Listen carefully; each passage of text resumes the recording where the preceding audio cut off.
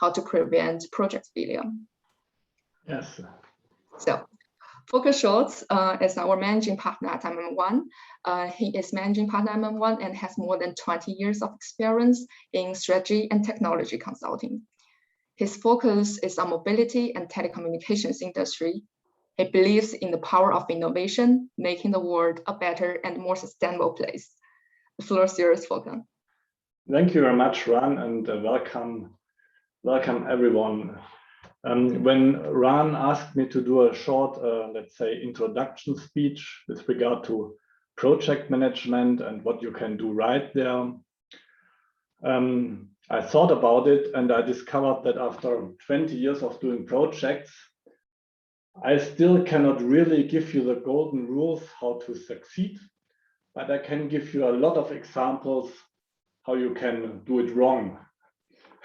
So thinking back of all my project failures and all the errors I did within the last 20 years, I thought the best I will revert the speech and I will show you 11 golden rules for professional failure. And of course, from this golden rules for failure, I hope you can learn a little bit from it. And we can, of course, if you like, also discuss afterwards. So Ran, if you click to the next slide. So what I will show you is how you will do it bad, but since we, as well as in China, as well as in Germany, we like to do things very perfectly. I will show you, of course, how to do things bad in a very perfect way. And this especially is valid for cross-cultural innovation projects. Because as you might know, a lot of projects run into problems concerning quality, cost, or time. And an even higher number of projects in the IT and innovation space on the one hand, and also a lot of projects that have cross-cultural elements. They, in my experience, are especially prone to run into trouble. So you can see my tips now how to do it really bad, and also with this background. So yes, let's start with tip number one, Ran, if you move to the next slide.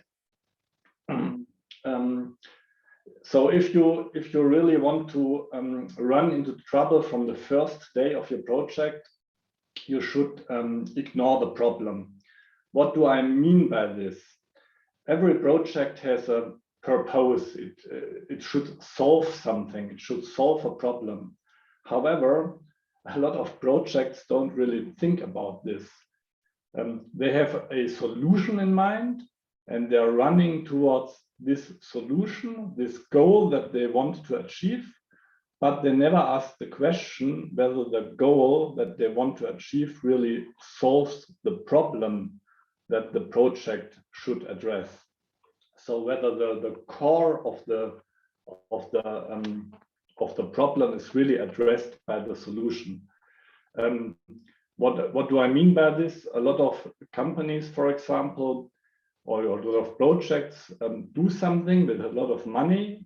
In the end, basically they succeed because they produce what they wanted to produce, but in the end they discover that the product or the service that they did for a certain market, for a certain target audience, does not meet at all the requirements of the target audience, the demand, because the project never really thought about which problem the product or service should solve. So rule number one for project failure, don't think about the problem, just start and run to the solution.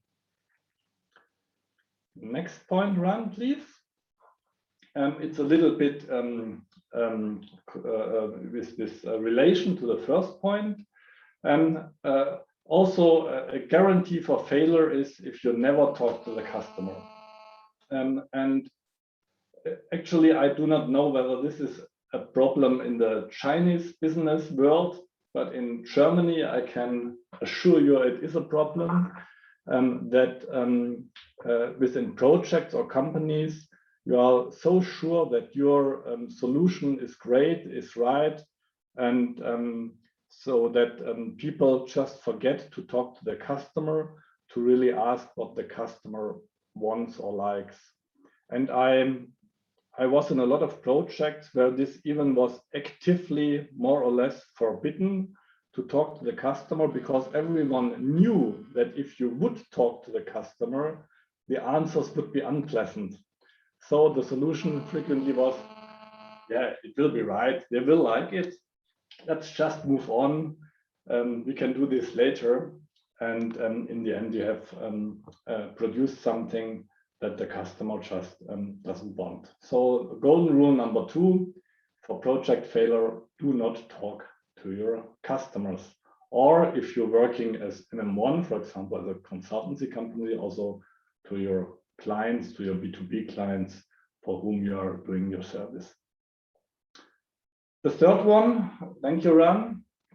The third rule, and this is a great rule for everybody who likes to let's say to produce failed projects. Just claim that the chaos in your project is HR methodology. A lot of projects try to work in an HR mode, but agility needs a lot of discipline and relies on a very rigid rules. At least in some project environments, agility is just an excuse for chaos. So don't be misled if somebody tells you, oh, that's the HR mode, that's just our next sprint, what we are doing here. If it doesn't feel structured, or if it doesn't feel rule-based, then that's not agility, it's just chaos.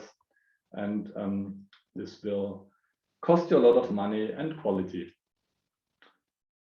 Next one, Ram. If anyone has a question, of course, you can ask them afterwards, but you can also interrupt me if something really important comes to your mind, by the way. The number 4, just ignore your project KPIs. Usually, when you start a project, you think about milestones, you think about KPIs or things that you want to achieve. But during the project, they frequently come out of focus. So, not looking at these KPIs, especially when they do not look good, is another golden rule for project failure, because if you look at them in the end, reality is already there, and then you do what a lot of projects do: you compromise on the quality, or you have to give out more budget, or you have a problem with your resources.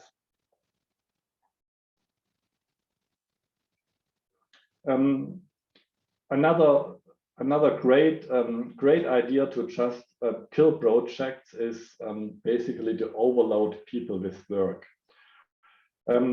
Overloading does not mean you shouldn't work hard. Of course, you should work hard and diligent and with discipline and with energy and enthusiasm and so on and so on. But the solution for quality problems or resource problems or cost problems is not to put the people who do a good work, to give them even more tasks, to basically overtask them, to say, okay, it will work, it's just some weeks, it's just some days, we just have to push ourselves. This might work on a very short time frame, of course, but if you have a larger project and you start to overload people, it feels like a solution. I can assure you it is not a solution. It's just bad project management.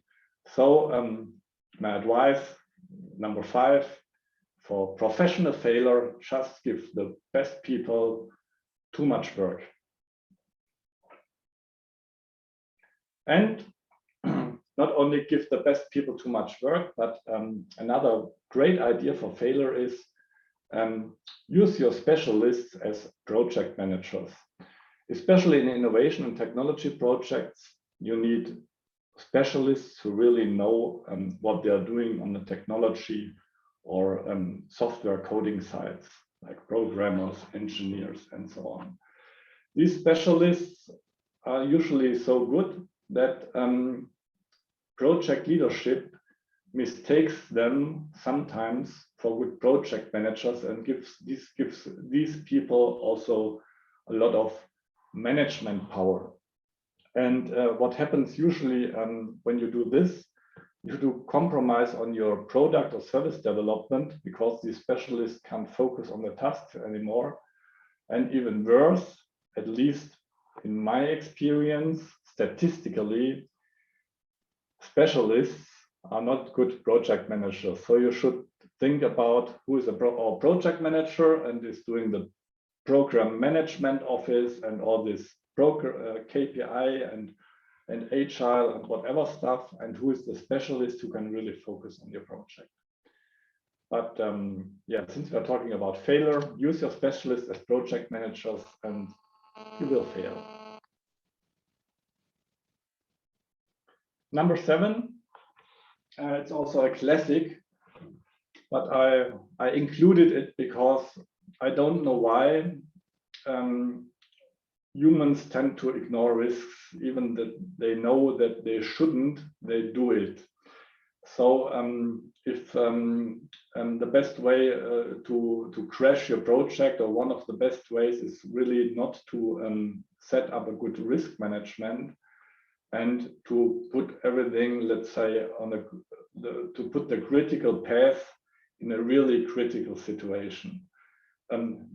We see this somehow currently at the global in our global business, since our supply chains are quite under strain now, and we see that, for example, not having any buffers with goods and so on, that of course reduced costs, but it gave us a lot of risks, and a lot of companies see these risks now, as you can see also in the automotive industry. So on the project side, just do a good risk management. Perhaps you need also a little bit of money to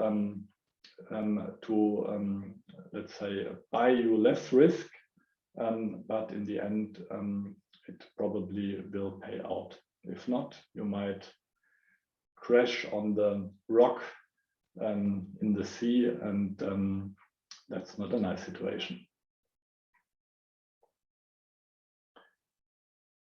Another great idea, especially in cross-cultural projects and also in projects that involve a mix of, let's say, marketing, product management, and technology, and also in projects that involve a very high spread between, let's say, C-level executives and perhaps other people with less power, is not to communicate.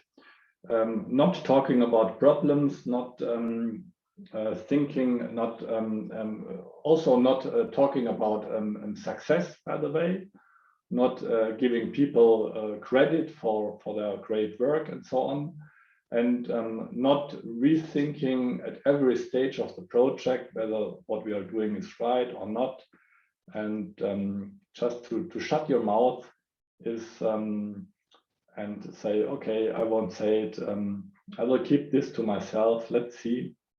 If this becomes the dominant culture in a project, then you can be sure success will be limited.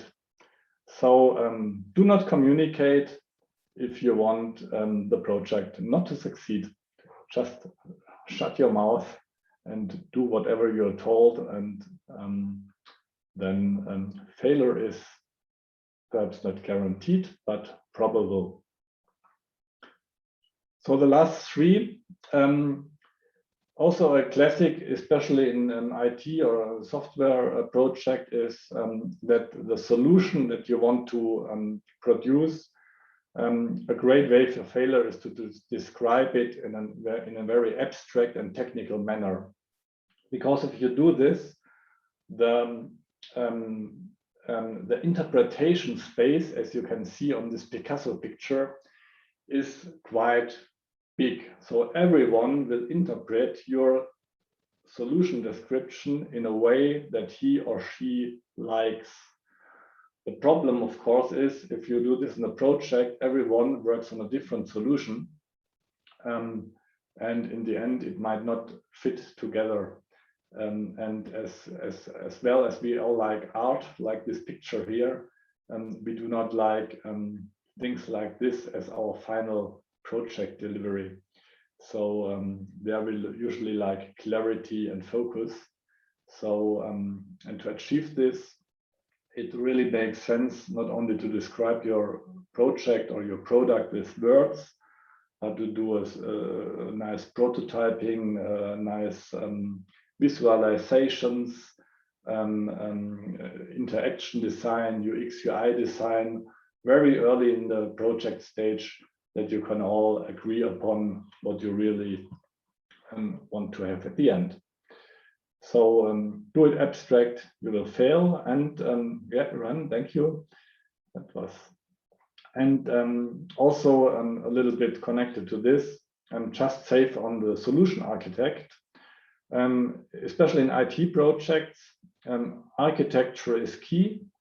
And I don't know why. Perhaps I have been 20 years in the wrong projects, but there is a large tendency to save on the architect. That you just work on the parts, but do not think enough about the architecture. Or my feeling in the automotive space sometimes is, for example, that if you think about vehicle architectures and so on, that it's more a bottom-up process sometimes than a top-down process. And I'm not sure whether bottom-up approach to develop architecture is the right thing. Yeah, but this might be a larger discussion. So last thing of my 11 points is if you want to demotivate your project and if you want to go in the wrong direction, just hide your intermediate results. If you have achieved something, if you have a milestone, if you have some part finished, and you want that it fails in the end, just do not show it. Because if you fear, for example, that it's not perfect, or that you think, perhaps they meant it in another way, but still I can put my check mark on it, and but I won't show it. That's a good way to basically to save perhaps yourself. But in the end, for the project, if you hide intermediate results, and also if you do not celebrate results, by the way, intermediate results, and cherish them, then you probably will produce a lot of oranges instead of the bananas that you might want to have in the end. So these were the 11 golden rules of project failure as I have experienced them in the last 20 years. And it is evident that you can apply the an inversion formula on all these problems. And if you invert all this, you come to a more positive thinking, which I would recommend to the rules that I just wrote down here. Understand the problem, talk to your customers, clearly describe the solution, and so on and so on. And this is something that we try to achieve, of course, also in our Chinese-German projects, also in the automotive industry, in order to guarantee better project success. And as far as I know, Ran, you prepared even a short survey on this. Yes. Should I give back? I will give back to you soon. So, or we can show it here. I will show this. So we did Run. You prepared a lot of short surveys. So of these 11 points, well, I let one out, but I won't go on this. If of course our opinion, your opinion is important to us. So if you like, just scan this QR code and then give us your information. You can tick the things that you deem the most important for project success. So it will be interesting for us what you think about this. So Ran, do we have time for questions or should we move on? Yeah, I think, you guys are checking out this meeting service. If you have questions, you can either unmute yourself and ask directly, or you can write comments in the chat, either to everyone or to the host. So in case that there are no questions in the audience right now, thank you very much for listening. I hope you will do it, of course, right in the future with all your projects and endeavors, and I wish you all the best for this. And after I have shown you a more general view in order to warm up the meeting a little bit, we will come to much more hard facts speeches by my colleagues with concern to connectivity and GDPR afterwards. Thank you, Ran, for introducing me, and let's go on. Yeah. Thank you very much, Volker, for your sharing of how to ensure a project failure in Europe. Yeah, with that, the general introduction, we come to the second part of the event today. On the lecture on the topic of connected cars, how telco regulation affects the future of mobility. And this part will be nicely introduced by Dominik Lindner. Dominik supports his client in questions related to telco legislation and regulations. His clients benefit from his expertise in navigation through legal frameworks. Since 2016, he is the project lead of MM1's annual telco legal radar for the automotive sectors. So welcome, Dominik. The floor is yours now. Hello, everyone. Short sound check. Can you hear me? Good. First task solved. Thank you very much, and warm welcome from my side from Berlin. As you heard, my name is Dominik, and I'm with MM1 since 2016. And through all these 5 years, I've always been part of a team at the intersection of telecommunications and the automotive sector. My job is literally bringing the internet into the cars, and I have to say it's a quite exciting job. We all know that the in-car experience, as we experience it to now, changed rapidly. And this change heavily relies on a stable data connection between the vehicles and the mobile networks. And today I will share with you some of the experience I gained in projects like the rollout of Google Automotive Services in Europe. And I really hope for a vivid discussion at the end. Before I want to start presenting some short facts about myself, as I already said, my name is Dominik and I'm 33 years old. My wife and I, we live in Berlin. And we got to know each other in Shanghai, where I spent a research semester at Tongji University. And I experienced China as a lovely country, and I really enjoyed my time there. So I'm very thankful to be invited today and giving some of my passion for the country back to you guys. Before I joined MM1 some years ago, I worked as a research assistant at the university and as the assistant to the CEO of a travel agency. And as you can see, research and data, that's my thing. I hold 2 master degrees. And this year I graduated from the executive program of MIT for artificial intelligence. So enough about me, because I think you want to hear more about the implications of telco regulation and the future of connected cars. So today, when I will speak about the topic, it's always at the intersection of telco industry and automotive sector. The point I present mainly developed from my perspective on the side of the mobile network operator, where I mostly work. And we, together with the mobile network operator, we provide guidance to our automotive clients. In the past, I experienced the clients on the automotive side as real car guys. All was about horsepower and strong engines. But I feel that this view changes, and let me explain why. Next slide, please. So this view changes due to 4 reasons I want to point out. First, we have the in-car experience. So when a consumer grabs their phone or their tablet, they are used to a great digital customer experience. Every service is easily accessible and is easy to navigate. And if I was a consumer and I buy a device that's factor 50 or 100 more expensive than my phone, I surely expect the same convenience of that service when it comes to digital experience. And the core element to provide such a digital experience and digital services like video streaming or gaming in the cars is the connectivity. Second, you know better than I that today's revenue models already rely strongly on smart usage of data. This development will only intensify in the future. In-car data is crucial for a better customer service, for adding additional digital services, and is a key information for your research and development department. To transfer this data to your own service in real time is dependent on a stable data connection.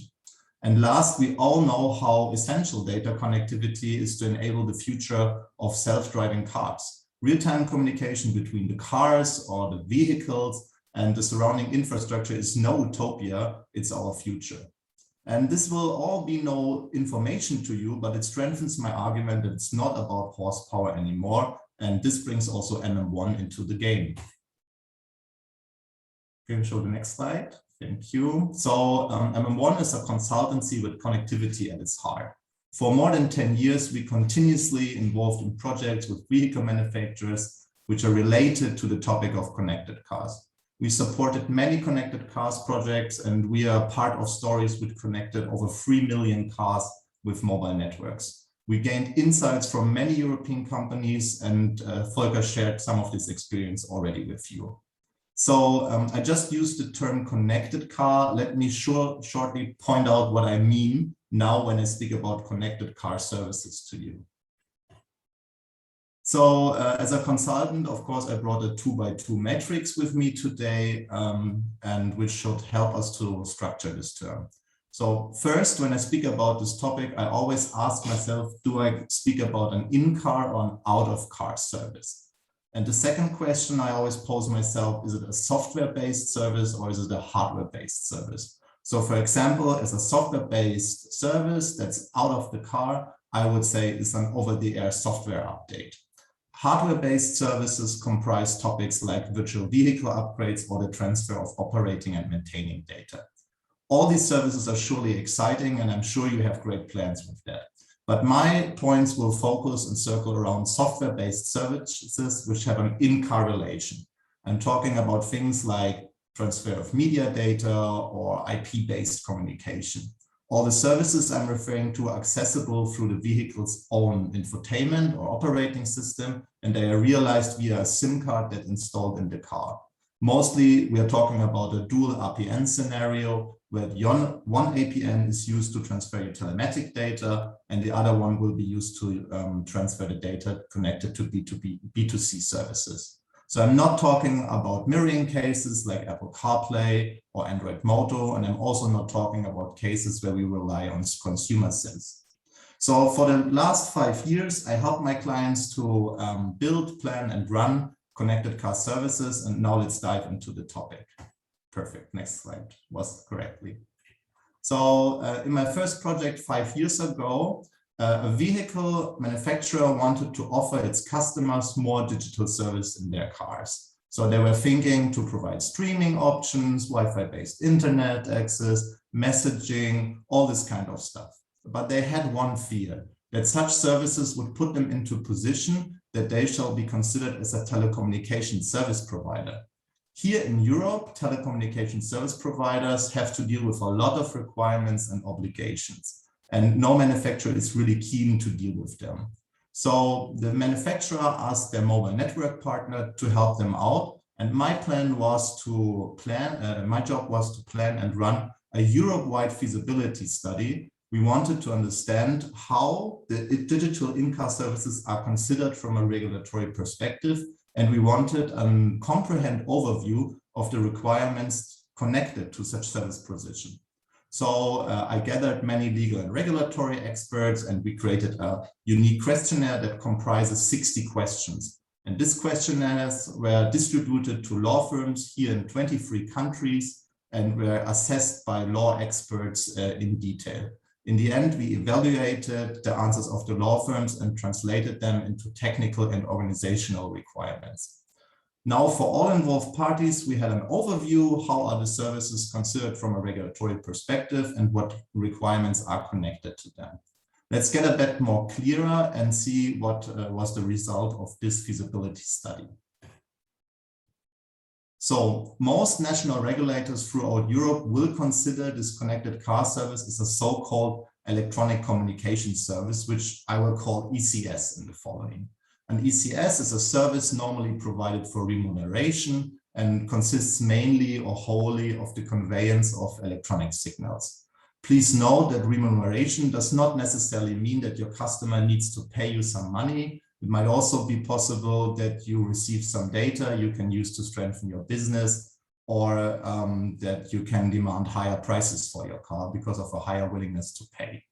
Furthermore, one might argue that conveyance of signals need to be understood in a contractual way rather than a technical one. So even if you and your colleagues are not transferring any radio signals from a technical point of view, you have to have a very clear contractual understanding that's shared by all involved parties.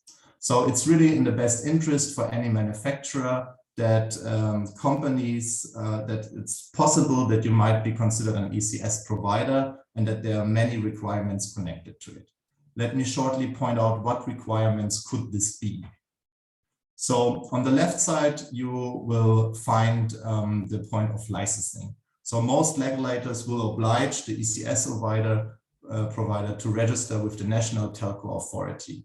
And the process, as I know it from all my project experience, like setting up internet access services in over 20 countries, is quite heterogeneous. In some countries, you can easily register through an online form on a website, and in other countries, you will face an intense application process. For example, in Portugal, this is a very intense process, and we had several calls with the Portuguese authorities, and it took several months to be ready to launch the services. We had to hand in a lot of documents, such pointing out our customer care concept or technical descriptions of our services. Other relevant point will be the design of your IT systems, which we already heard in Volker's talk. So processing telecommunications related data is a very sensitive topic, and you have to be sure and aware of all the requirements which are stemming from security and counterterrorism law. Sometimes, like for example in Greece, it's not permissible that you store telecommunications data on servers outside of the country. The same counts, for example, for Poland, where you will find these requirements, and to gain exemptions from these requirements is a long and painful process. For Poland, it took us over a year to be exempt from this requirement, and it was only possible because in our network, we found a very experienced partner from Poland with a lot of legal and regulatory experience who helped us out, that we were saving some money on building IT infrastructure in Poland. Last, I want to point out is the business processes that you have to establish. And the most challenging one is that you need to install gateways to law enforcement agencies. So telecommunications data plays a very important role today in police investigations, and you will be obliged to set up a gateway, or not you, the ECS provider to be more precisely, will be required to set up such a gateway. And it's very difficult because sometimes the people who operate these gateways will need special security assessments or similar. Yeah, this is only the top of the iceberg, and it's not possible to list all the requirements. I just wanted to give you a short overview what might be connected to the provision of ECS. So let me just point out what happens if you do not comply with such requirements. The answer to this is it depends. First, it depends on the fact if the authority detects your behavior and concludes it's a violation of the law. If yes, then it's most likely that you have the opportunity to take a stand and to point out your view to the things. And if the authority will not follow your argumentation, then you will have a limited amount of time to ensure compliance with this legislation. Therefore, it will be also essential that the authority does not gain the impression you violated the regulation on intention. In one of my projects, I was confronted with the situation that the authority concluded our setup did not comply with the legislation, and we received a note with a deadline. until when we had to ensure compliance. And due to our release cycles, it was not possible to meet this deadline. So we entered into quite strong discussions with the authority, and in the end, together, we found a constructive solution. So to sum it up, it's very important to ensure the compliance and to avoid any financial or legal risks deriving from telco regulation. Nevertheless, I personally experienced all the authorities very constructive because, of course, they have an interest that you pursue business opportunities in their jurisdiction. Yeah, so next slide. So now we heard ECS is a topic, and how shall we approach this topic? There are actually 3 approaches you can observe in the European business context. First, the companies, they ignore the situation, although they might be aware of it, and provide the services without taking the requirements into account. They will just see what's going to happen. It's very rare, but there are companies who do so, who act so.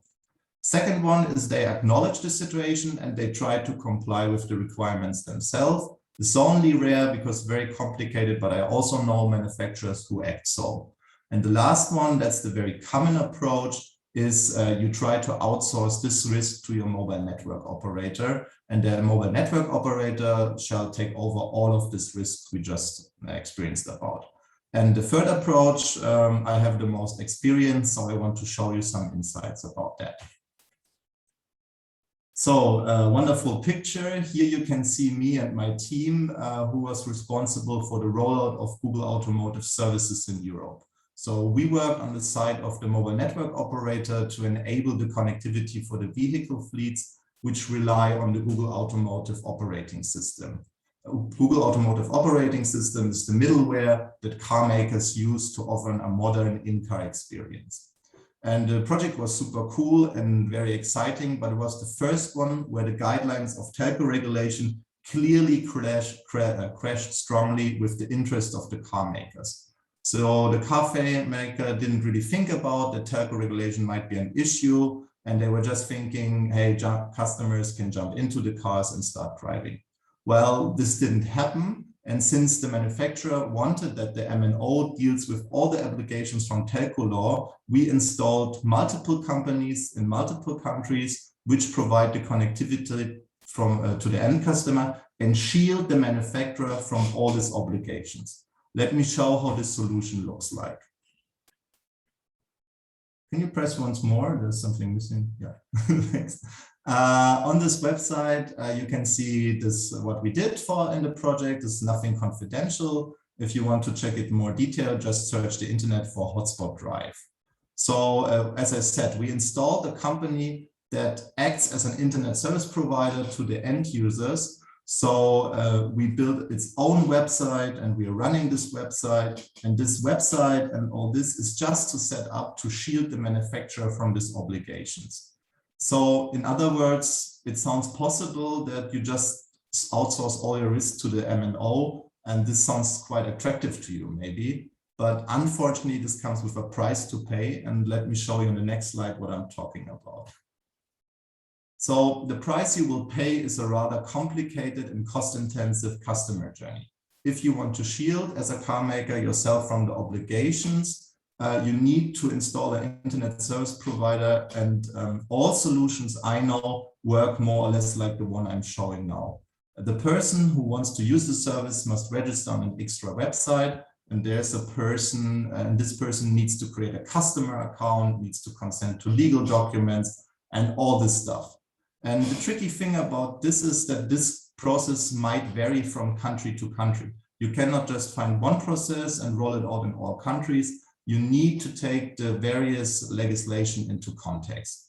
So in some countries, it might be possible that, like shown here, customer just accepts the legal documents and consents and can go online. In other countries, might be necessary that the customer provides some personal data. And in other countries, it's even necessary to verify this data. For example, in the course of a video-based identification process and an SMS-based identification process. So it's rather complicated, all this. And of course, all of this is doable and possible, but it might get into conflict what you and your colleagues consider a convenient and easy customer journey. So let me shortly brief up what I want to say for today. So from a European perspective, I think we are at the beginning of an in-car entertainment revolution. The digital services will become more and more important, and you need to ensure a stable data connection between your cars and the mobile networks. And my personal view is that the legislators are still unsure how to address this topic of connected cars, but the legislation gets clearer and clearer. And as I pointed out, it's undeniable from today's perspective in Europe that these services are affected by regulation. And the question unanswered is which party has to comply with these requirements connected to the regulation. And I can only strongly recommend you to consider all these aspects and to discuss it when you start planning connectivity and all this with your management. Involve legal experts from the beginning in your product planning, that your development guys and your IT really knows what to build and how to use your resources efficiently. And quite good legal expertise, which comes for free, more or less, can always be found on the side of your MNO. So when you discuss things with your MNO and you get into contact with your counterparts, try to gain as much insights as possible and discuss everything very, very intense with them. So let me give you some tips what to discuss with them when it comes down to connectivity. So when you plan your connectivity setup with your MNO, make sure that you understand which network profile the MNO wants to use. Gain really understanding what are the underlying roaming agreements of this network profiles and which countries are covered by these agreements. Ask your MNO really in detail if the connected services in Europe can be tested from China, how this works, and if some additional requirements have to be met. Make really clear to the MNO what matters for you when it comes to the product experience for your customers. Today, I've shown you a solution which minimizes regulatory risks for you as a car maker, but it results in a rather complicated customer journey. So really discuss a future-proven customer journey with them together and make clear that everyone has the same understanding what you want. And don't underestimate these legal and regulatory implications. Maybe it's not the most important topic on your plate, but it's a very relevant topic with a lot of impact. And as I pointed out, connectivity lays at the heart of your future. So I know this was a lot of information here on the last slide run. You can find our contact details. If you want to get into contact with us, reach out. I'm very happy to answer your questions. Or if you have questions right now, just drop them. Thank you very much for your attention, and thank you very much that I was invited today. Thank you very much, Dominik, for sharing this. So for time for the audience, do you have any question now for Dominik regarding to the connected cars and the regulatory regarding to the telco?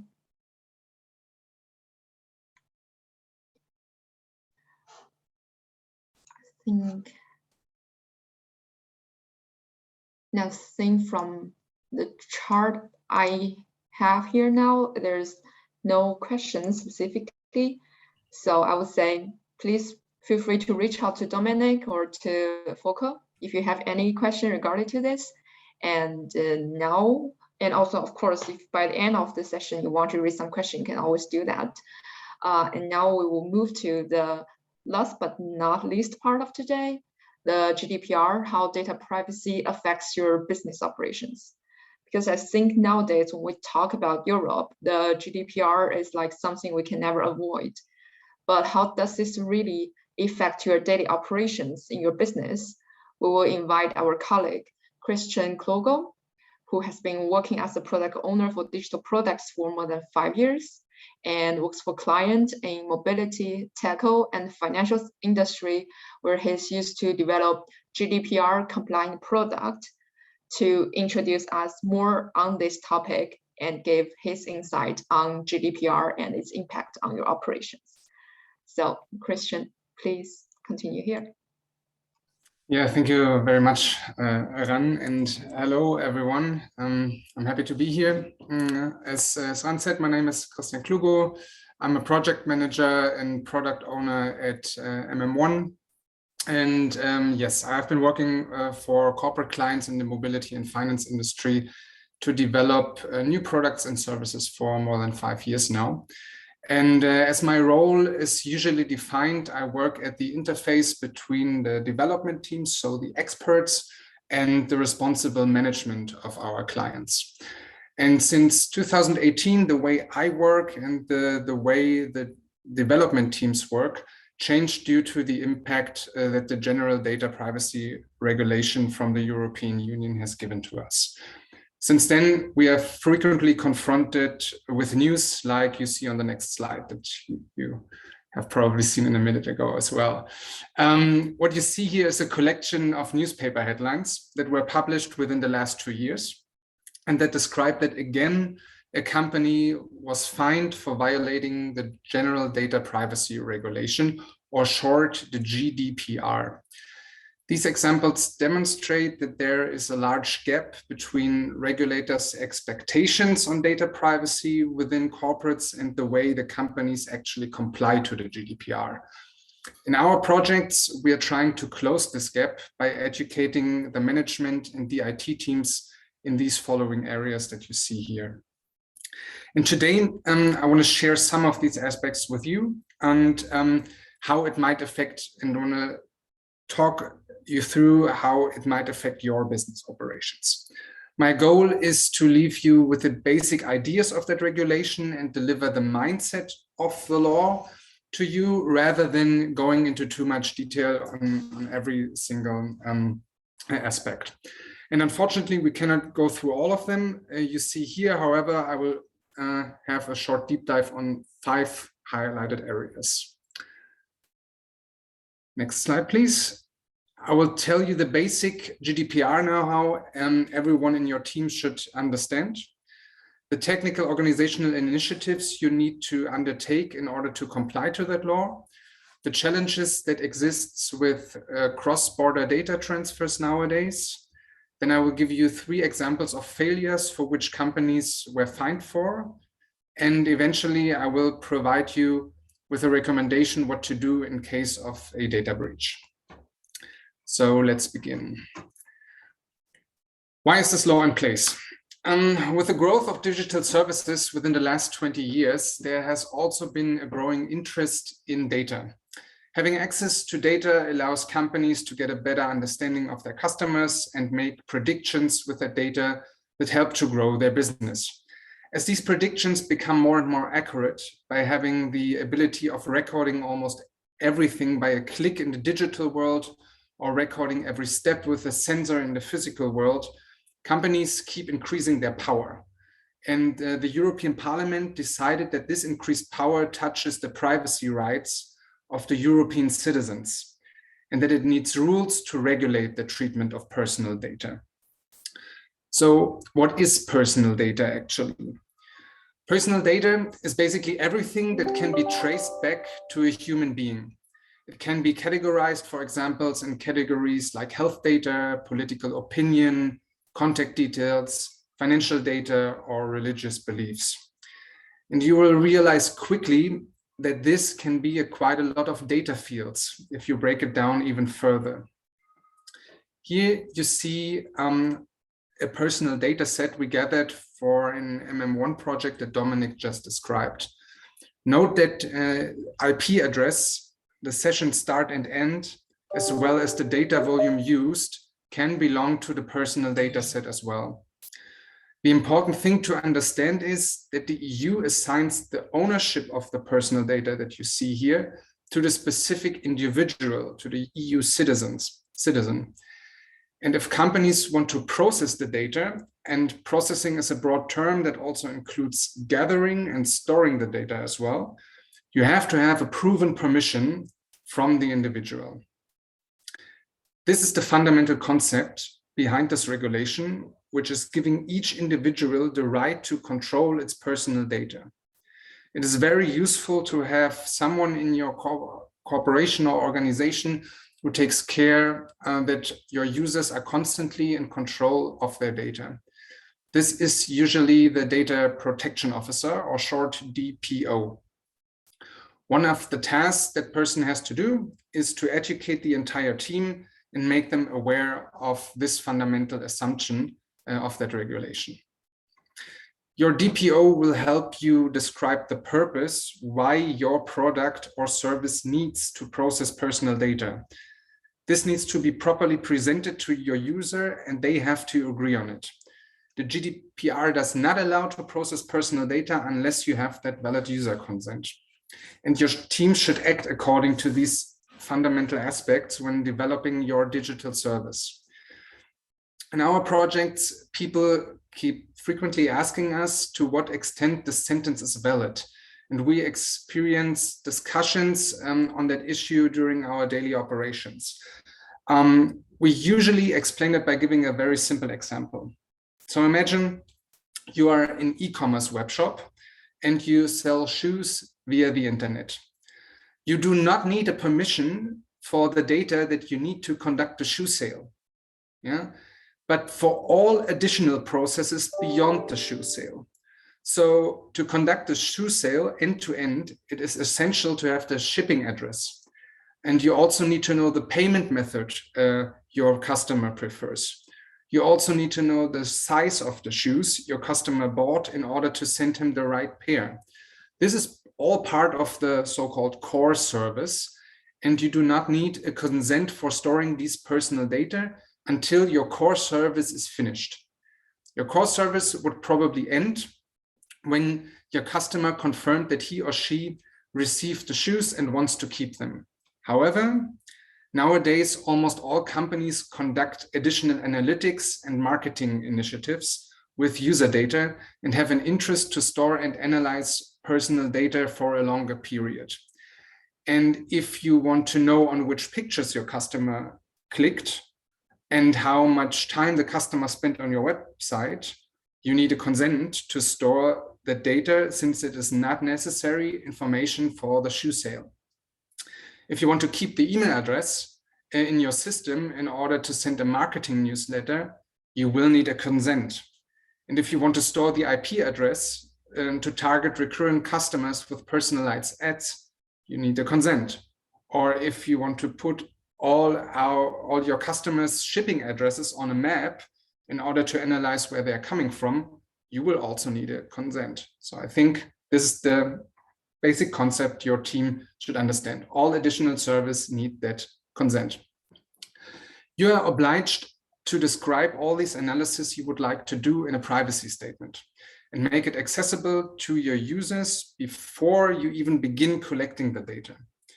The user of your service is supposed to have the opportunity to understand what you do with his or her data and has actively agree on it. Only with a given user consent you can start your analytics.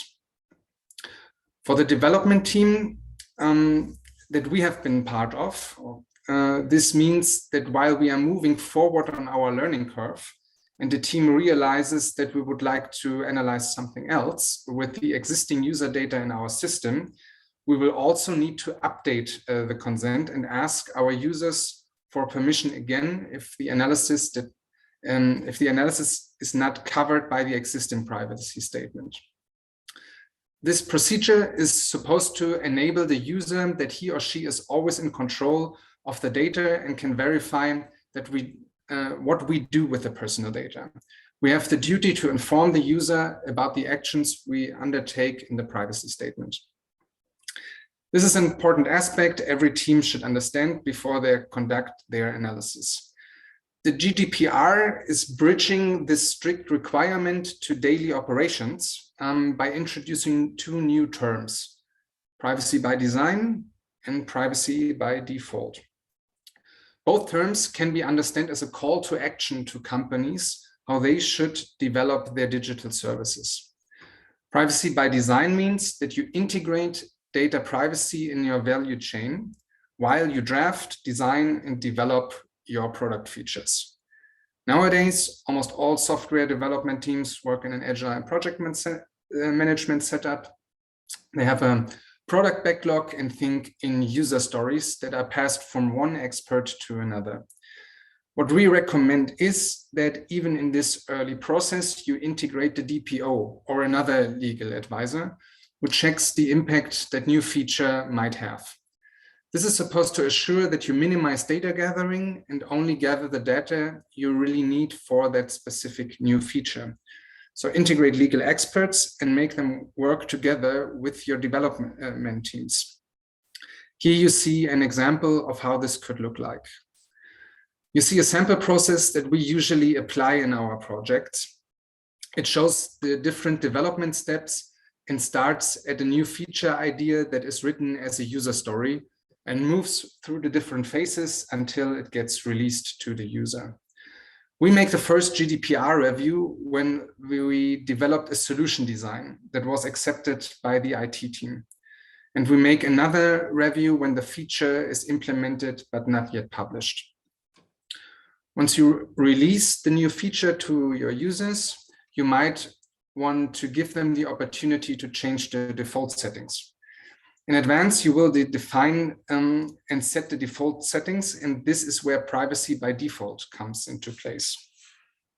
The GDPR requires you to set the default settings in such a way that you minimize the data gathering to that extent that you only process data that is necessary for the specific feature. A good example that illustrates privacy by default are cookie banners that you might know from visiting a website nowadays. If you don't want to accept the cookies, you have the option to open up a menu with a list of tracking options that you can configure. The GDPR requires all websites to set these settings in such a way that you opt out for all additional tracking mechanisms. And that is exactly the same thing you should do for your new product feature. So moving to the next chapter, let's say you have your purpose and well-defined, and you have your user consent. The user has given you the right to process personal data, and you start processing the data and create value with it. That means you have the personal data now in your system. And what the regulation asks you is to establish processes that assure that the personal data is safe inside your system. You are required to document the process and present it to the public authorities upon request. The processes you set up should always match your specific needs regarding your organization, your teams, and your product. But here are a few examples what you can do or what everyone could actually do. First, pseudonymize data. Pseudonymizing data means that you start that your data set cannot be traced back to the individual anymore you gathered the data from without having a specific key. A key can be an ID or a code that replaces the username or the email address, for example. The real data is hidden for everyone without the key. Second, encrypt personal data. This is highly advised for transferring and storing personal data. If someone gets unallowed access to the data, he or she just sees encrypted text. Make use of VPNs and firewalls. Firewalls protect your IT system from external access requests based on a set of network rules. And VPNs, virtual private networks, avoid attacks on your network communication. So, for example, when your colleagues communicate with each other from their home offices. Criminals who successfully get access to that communication can only see encrypted text when a VPN is installed. And if you want to use cloud-based services, you should only access them via encrypted protocols such as HTTPS or SFTP. Moreover, assure that your email communication is encrypted via a valid certificate. Establish access controls for physical servers and assign credentials only to employees who need to access the personal data. Make sure that only selected people have keycards and personal pins to the server rooms. Make sure to redo these access permissions again when a team member leaves your company. And hand out only personalized permission rights and avoid sharing of credentials. We advise you to log user activity in your system and analyze unusual patterns. Make sure that the data can be recovered in case of a system failure, so make use of backups, and assure yourself against an uninterrupted energy supply for your servers. Conduct yearly reviews, make a yearly revision of your IT security concept, and update your risk assessment. And let a DPO check whether defined processes are still in place. And last but not least, train your people. Make sure that your team participates frequently in GDPR trainings. So let's move on to the privacy shield and the cross-border data transfer. You might have heard about the so-called privacy shield. This was an agreement on how to deal with data transfers between the European Union and the United States. This agreement regulated the protection of personal data from European citizens on servers that are hosted on US territory.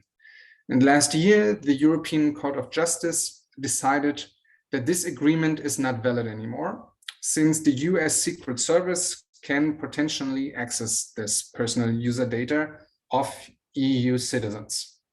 So how can data that was gathered in Europe be transferred across borders? I will give you two answers on that, a simple one and a difficult one. The simple answer is, according to the GDPR, you're only allowed to transfer data within the European Union. So meaning that you only use servers within the EU territory. Moreover, the EU confirmed that a set of countries have enough protective regulation in their laws established that data transfers can be done on their territory as well. Among them are Argentina, Canada, New Zealand, Switzerland, Uruguay, and Japan. For all other countries, including China and the United States, there are strong restrictions. So here is the difficult answer. If you want to transfer data abroad, outside the EU, and remain GDPR compliant, you have basically two options that would lead to a lot of work for your lawyers. First is, you agree on strict privacy regulations with your non-EU contract partner.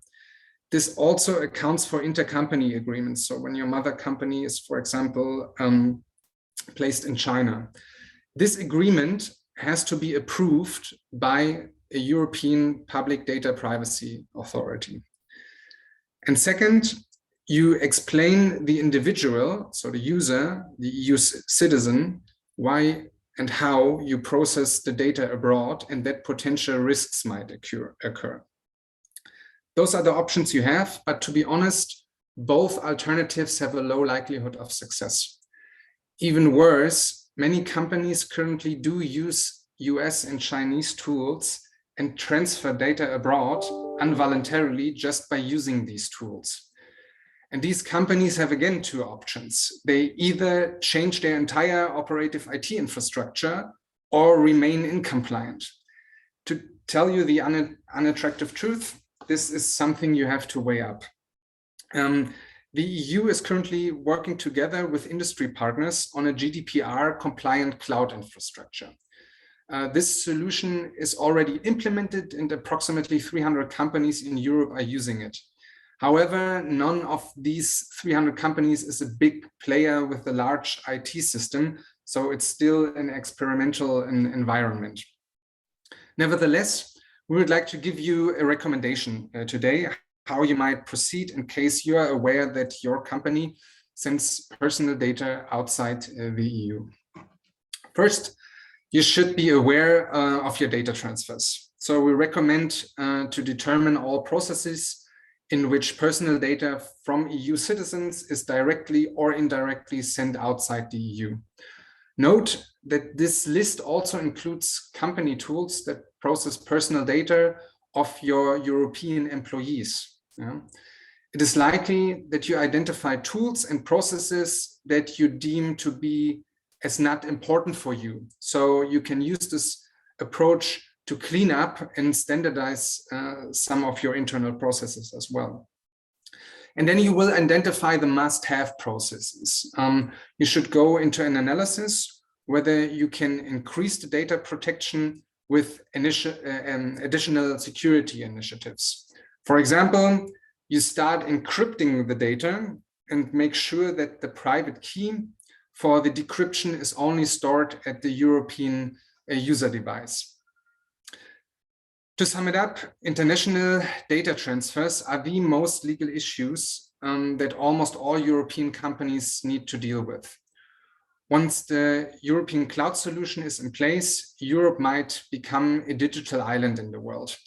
The European data autarky is something many politicians want to establish. All right. We talked about the penalties already in the beginning. And for severe violations against the regulation, fines can be set up to 20 million euro or 4% of the global revenue of the corporation, whatever value is higher.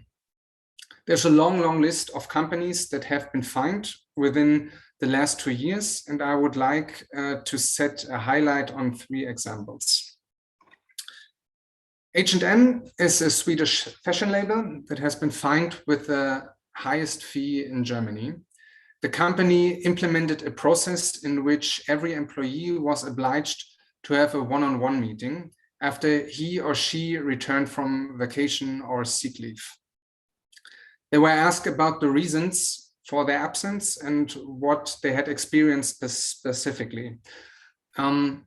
This information had been documented and was available for a set of team leads at H&M.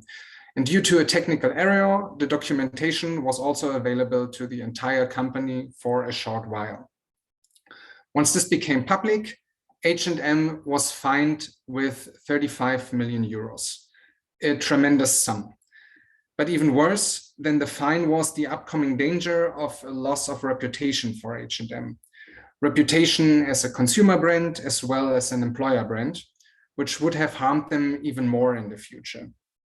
That is why their strategy was to avoid media attention and leave this fine behind as fast as possible. They officially apologized at the respective employees, stopped the internal processes that led to the fine, and paid the fee. Second example is supposed to demonstrate that sometimes companies fight successfully on court for a fee reduction. The customer service of the telco company 1&1 released information to people who called a hotline and only authenticated themselves with name and date of birth. For a correct authentication, they should have also asked for a contract number or a customer ID to avoid that contract-related details are given out to random people. The GDPR fines are categorized by the degrees of severity of the violation. And initially, the violation was evaluated as very, very severe. And the authorities set a fine of 10 million euros to 1&1. But 1&1 went to court and was able to reduce the fine to 1 million euro by arguing or collecting arguments that this failure should only be considered as a moderate violation. So they were successful in reducing the fine. The third example comes from the social media network Knuddels.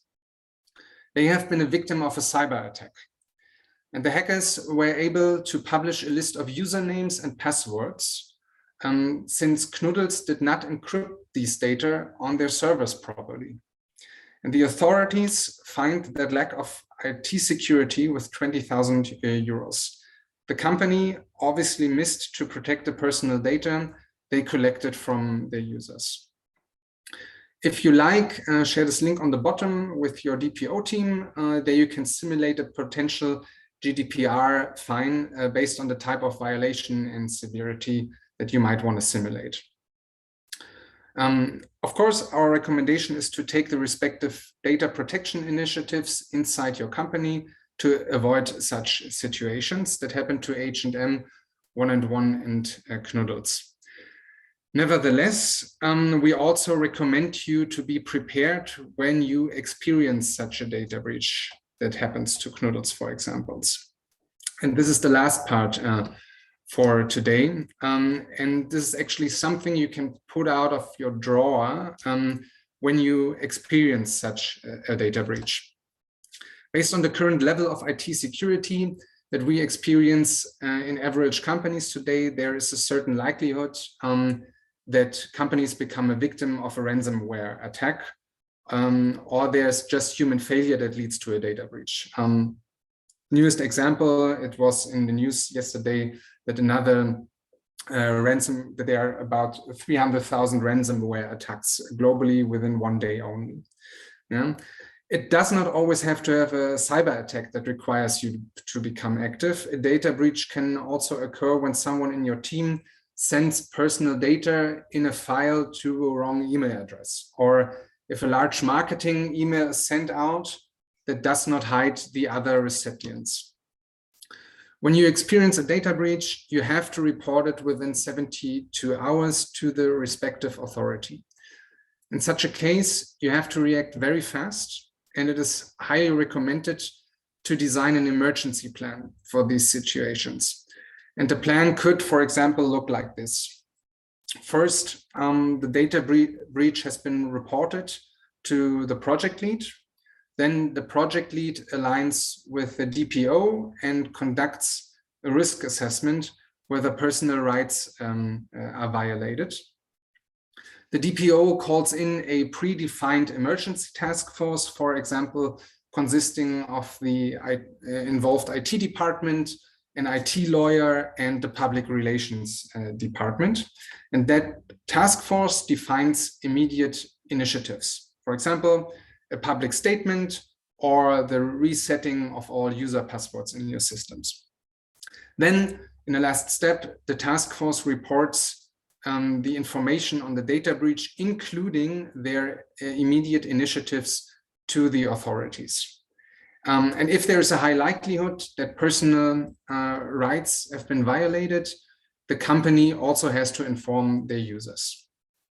So when you hear in the news, like yesterday, that there has been a data breach somewhere, you will get probably aware of it due to this required process that you see here.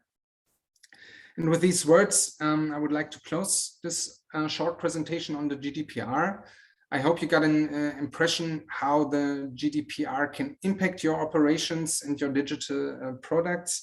If you want to minimize the personal, or if you minimize the personal data and you need to process, and if you have a strong IT security in place to protect that data, and if you are prepared for the worst case scenario that you see here, then you're probably on a good way to fully comply to the GDPR. Thank you very much. Thank you very much, Christian, for your sharing. I think it's really a very informative knowledge, and yeah, it's just like the top of the iceberg about this GDPR things we have been facing and will be facing more and more in the future. So thank you again, and I think now we have the time for questions in the audience. So if you have any question, please feel free just to unmute yourself and yeah, just ask your questions to the speakers today. I like the comment from the Ergo Insurance. It's probably a well-selling product, I assume.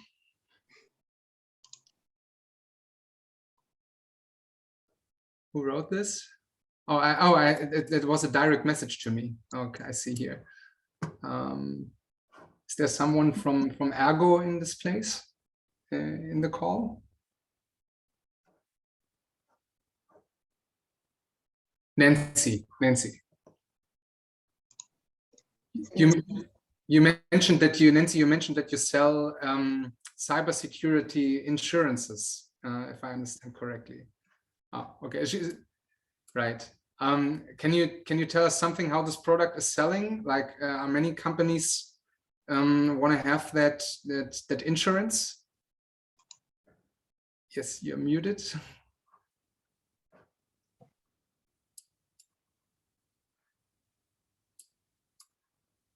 Okay, I'm not sure whether you guys can read Nancy's answer. I'm afraid not, at least from my side. Okay. No. Okay. Yeah, yeah, perhaps she offered to share some material. Yeah, I mean, having an insurance against cybersecurity is something that we would recommend, since we experience that quite often for companies nowadays. And yeah, what would be the golden nugget to find is that European cloud solution. There, the vision is that all these services that we use nowadays can be used GDPR compliant in the future. So the project is called Gaia X and has been highly supported by the French and the German government. And it's now in place, it's used, and it's worth to experiment with it. However, yeah, you should be aware of it, that it's probably too risky to move with all your processes on that cloud solution, since no big player has done it so far. But this is an additional recommendation that someone in your team should be aware of the development of Gaia X.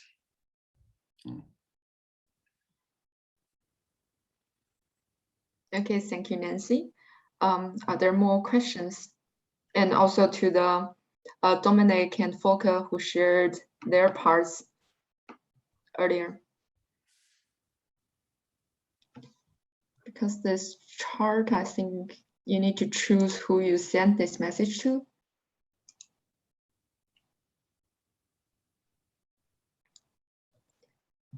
So if not, I would also, not wasting more time of you guys, to conclude this speech today, I would like to thank you again, everyone, for your attendance and your time. And we'll be very happy if you can keep in contact and follow us from our website. We have a Chinese website, and of course in English and German as well. And also we have a WeChat account, so you can get in contact there and also follow up with the news of MM1 in Chinese. And thank you again for Chinese Handelskammer, for the CHKD, for your support and this nice platform you provided. And also thank you very much to the teams here. Thank you for the preparation and sharing the insight. And yeah, if you guys want to know more and want to contact to have a deeper exchange, we will be very happy to be contacted through the WeChat and also the email and telephone number we listed here. Having that said, we wish you a very nice day and early nice weekend as well. Thank you very much, everyone. Thank you very much. Thank you. Thank you. Thank you. Have a great weekend. Bye-bye. Bye. Thank you. 谢谢。谢谢大家。